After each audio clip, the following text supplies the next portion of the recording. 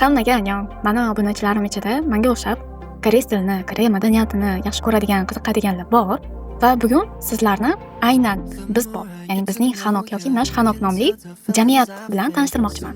Bu jamiyat uchrashuvlari haqida ma'lumot berishim siz uchun juda foydali bo'lishi mumkin.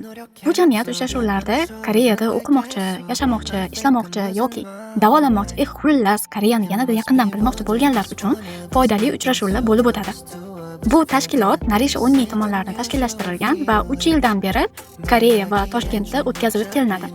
Bugungi uchrashuvda sponsorlar va Narisha Unni tomonidan sovg'alar va mazmunli suhbat bo'lib o'tdi. Bugungi uchrashuvga 3 ta bloger taklif qilingandi va har birlari mazmunli prezentatsiya bilan ishtirok etishdi. Agar siz ham kelajakda Koreyaga bormoqchi bo'lsangiz yoki Koreyada уже o'qiyotgan bo'lsangiz, ya'ni Koreyada bo'lsangiz, albatta bu jamoat uchrashuvlariga bir marta bo'lsa ham borib ko'rishni tavsiya qilaman. Sababi siz shunday jamiyat uchrashuvlarida qatnashib, siz o'zingizga nafaqat bilimlar, balki yangi tanishlar orttirasiz. To'g'risi, Narisha Unni bilan ancha yillardan beri internet tarmoqlarida gaplashib tanishman, lekin bugun birinchi marta ko'rishdik. To'g'risi, internetdan ham, ya'ni Instagramdan ham yanada chiroyli, yanada samimiy, yanada ko'ngli ochiq inson ekanlar. Imkoniyatdan foydalanib, Narisha Unniga o'zimning minnatdorchiligimni bildiraman. Keyingi bizning Hanokda uchrashguncha, annyeong!